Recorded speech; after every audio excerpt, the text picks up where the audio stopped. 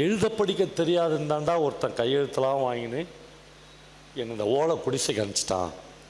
உனக்கும் அவனுக்கு என்னடா வித்தியாசம் என்று கேட்கிறேன்.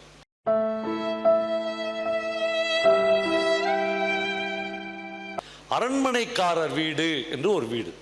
ஏன் அவருக்கு அரண்மனைக்காரர் வீடு அப்படின்னா, அந்த வீடே அரண்மனை, அவ்வளோ பெரிய வீடு.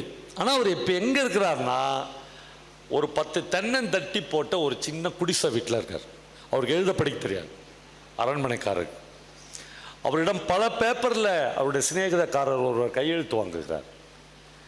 வாங்கி ஒரு சிட்ஃபண்ட்ஸ் ஆரம்பிக்கிறாங்க. பாண்டிச்சேரியில் ஒரு சிட்ஃபண்ட்ஸ் ஆரம்பிக்கலாம். ஒரு 5 ஸ்டார் ஹோட்டல். 5 ஸ்டார் ஹோட்டல்னானே என்னன்னே தெரியாது அவருக்கு. எல்லாம் போய் இன்றைக்கு ஒன்றுமே இல்லாத சொத்துக்களை இழந்து ஒரு ஓலை குடிசைக்கு வந்து விட்டார். ஆனால் அந்த அப்பாவுக்கு ஒரே ஒரு மகன்.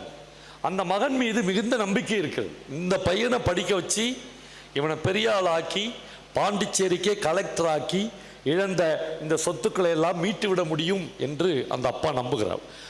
அவருடைய கனவு, அவருடைய லட்சியம், அவருடைய பெருமிதம் எல்லாமும் அந்த ஒரே ஒரு பையன்தான். அந்த பையன் 9ஆம் வகுப்பு படிக்கிறார். அவருக்கு ஒரு சிநேகிதக்காரர் உண்டு அப்பாவுக்கு. அவர் ஒரு ஸ்கூல் ஹெட்மாஸ்டர், ரிட்டையர்டு ஹெட்மாஸ்டர். தினந்தோறும் சாயங்காலத்தில் போய் ஹெட்மாஸ்டர் பார்ப்பார். பார்க்கும்போதுனே அவருக்கு முதல்ல கேட்பார், பையன் எப்படி படிக்கிறான். அவருடைய கனவு. அவர் சொல்ல, பிரமாதமாக படிக்கிறான். போன வாரம் கூட பிரிட்டன் மேப் வாங்கணுன்னு காசு கேட்டான். 15 ரூபா கொடுத்தேன். இதோ நேற்று லண்டன் மேப் வாங்கணும்னு காசு கேட்டான். மறுபடியும் 15 ரூபா கொடுத்துட்டு வந்தாங்க. லண்டன் தெரியுது அவனுக்கு, பிரிட்டன் தெரியுது, இவ்வளோ பிரமாதமாக படிக்கிறான் என்று சொல்லுகிறார். ஹெட்மாஸ்டர் புரிஞ்சிச்சு, பையன் ஏதோ பிரச்சனை, தப்பு. போகும்போது தன்னுடைய சிநேகிதக்காரன்கிட்ட சொல்கிறாரு, பையனை கொஞ்சம் ஜாக்கிரதையாக பார்த்துக்க, லண்டனும் பிரிட்டனும் ஒன்று தான், ஒரு மேப்புக்கு தான் காசு கேட்டுருக்கணும், 2 மேப்புக்கு சொல்லி காசு கேட்குறான்னா நீ படிக்கலன்றதை அவன் ஏமாத்துறான், கொஞ்சம் பத்திரமா பார்த்துக்க என்று சொல்லி அனுப்புகிறார்.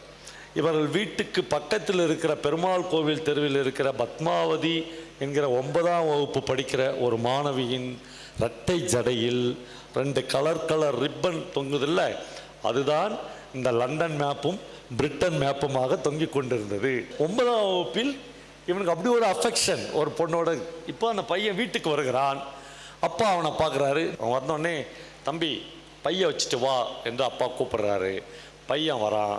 அவன் முன்னால் முழந்தாளிட்டு பணிகிறார். அப்படியே முட்டி போட்டு பையன்கிட்ட சொல்கிறாரு, தம்பி எழுத படிக்க தெரியாதுந்தாண்டா ஒருத்தன் கையெழுத்தெல்லாம் வாங்கினு என்ன இந்த ஓலை குடிசைக்கு அனுப்பிச்சிட்டான்.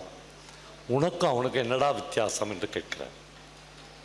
கதை அதோடு முடிந்து போகிறது. ஒரு அடி விழுகிறது. அந்த அடி பையன் அப்பாவுக்கு கொடுத்ததாக இருக்கலாம், அப்பா பையனுக்கு கொடுத்ததாக இருக்கலாம், அல்லது 2 பேரும் சேர்ந்து இந்த சமூகத்துக்கு கொடுத்ததாக இருக்கலாம்.